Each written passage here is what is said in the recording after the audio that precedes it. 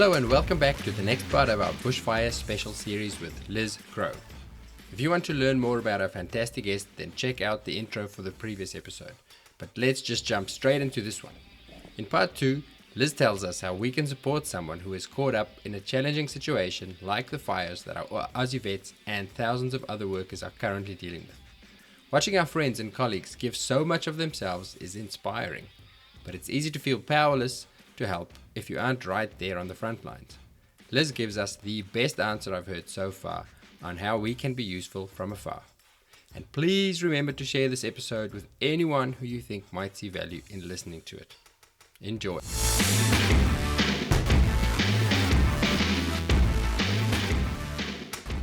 Now that leads me to the next question. There are a lot of people out there, and I know a lot of vets who are concerned about their colleagues who are not involved in the crisis. I'm in Western Australia. We comfortably removed from the worst of it.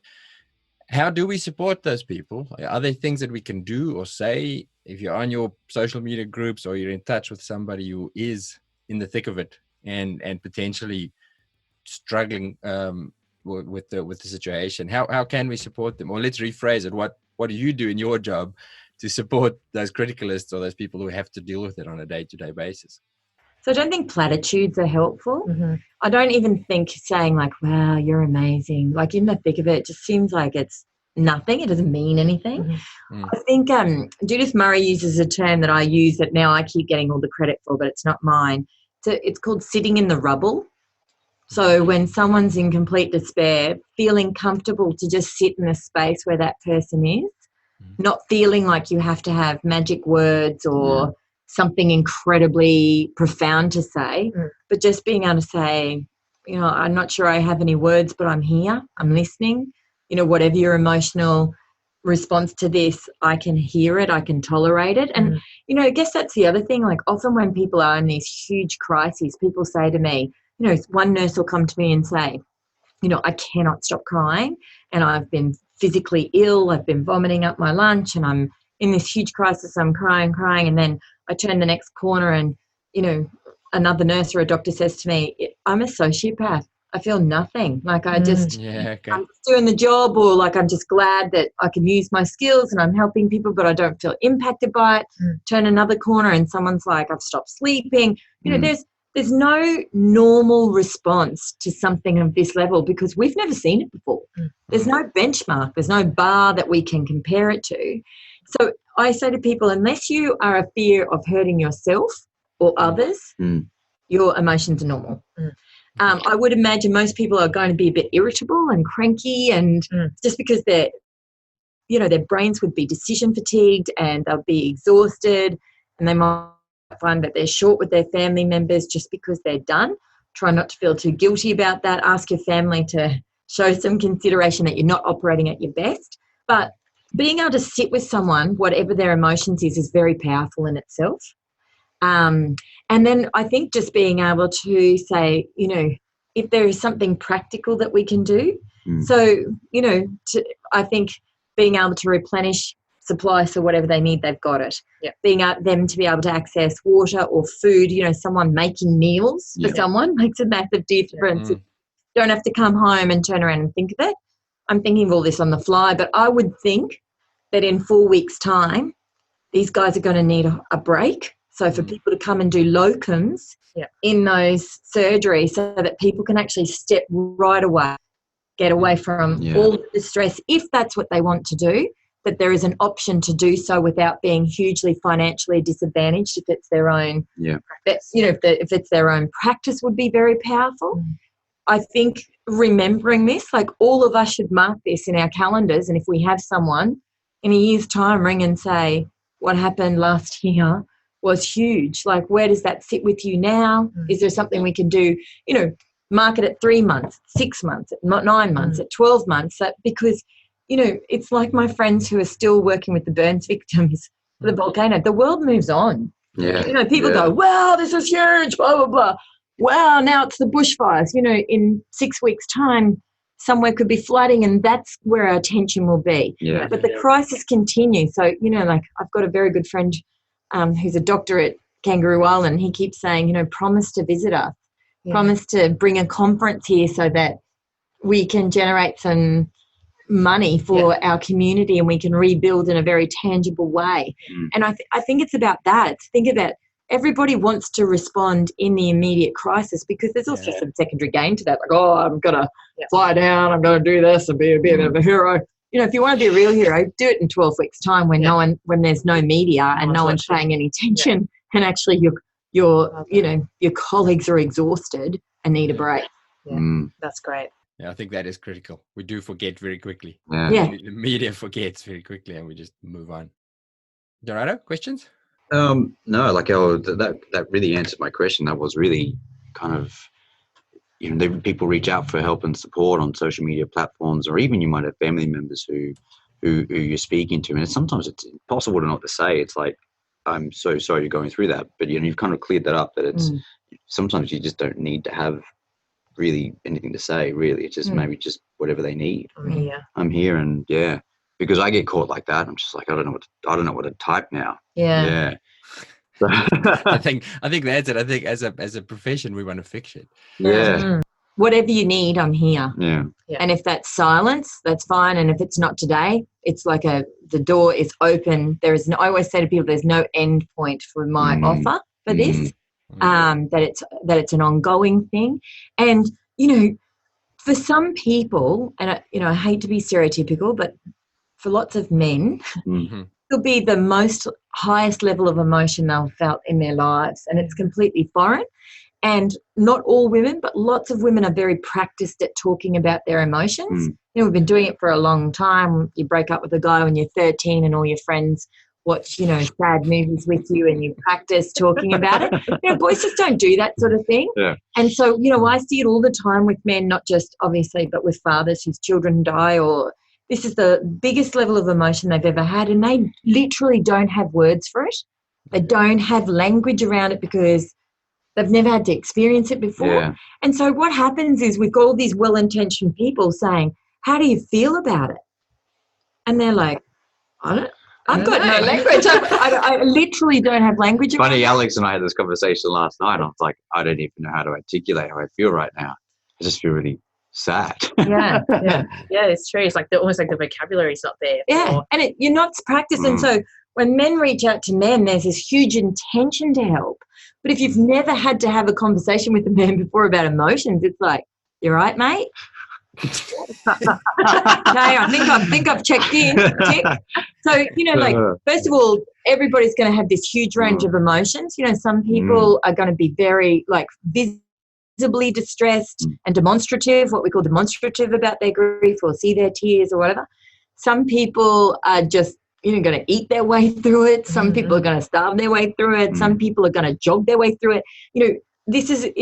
It's new territory in every way, shape or form. And so on your forum, I could be wrong, but I'm imagining a lot of what you talk about is like, I've got this dog and it's got this tumor and it's like, oh yeah, I know what to do, or I've seen that before, or there's a bloke in WA and he's done this and this. That's what you've practiced on your, or, like, we've got this problem with the staff member. Has anyone got it? It's very practical. There's a framework around it. This is just emotions. Yeah. And so first of all, the people who are impacted aren't going to go, hey, I'm in a dark space today, because they're going to think, like, do I sound weird? Yeah. Are people going to think if I haven't coped, then I'm a copic person? Yeah.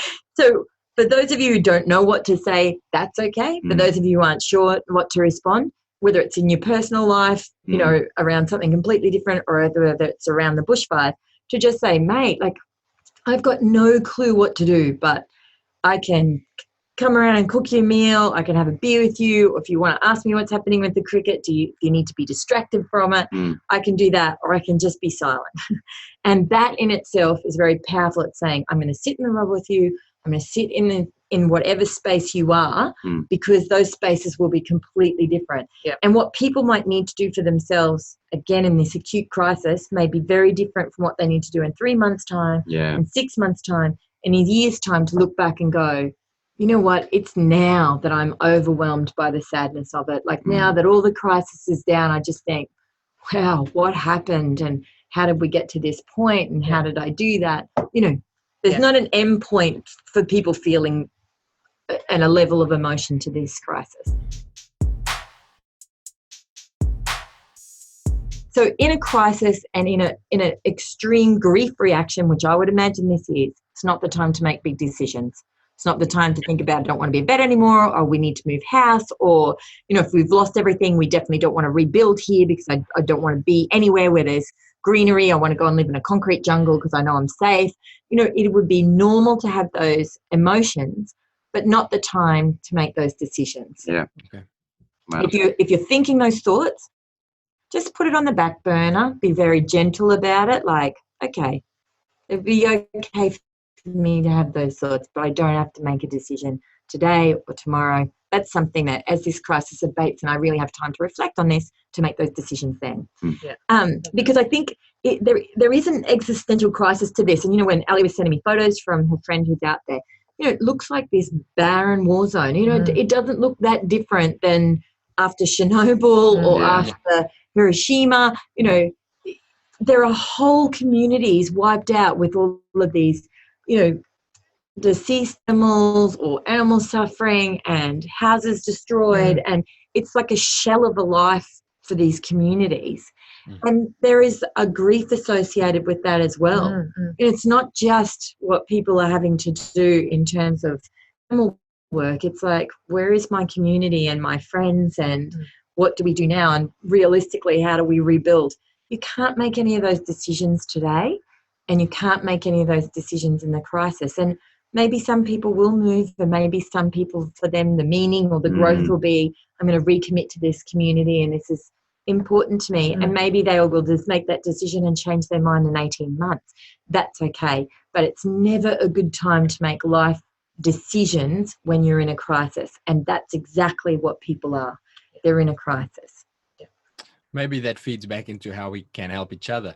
Yeah. If somebody's listening to this, and then you have a friend in one of those zones, or somebody you care for, and they want to make a drastic decision, and say, look, to say to them, I hear what you're saying, I understand, but just not now. Just take it easy and just survive, and then talk about it again in a few months' time. So one word to try and lose from your vocabulary around this is I understand. So I don't think any of us got any clue. So, just to say, I have no idea, and I'm sure it feels like a good time to make those decisions, but, just give it a little bit of space.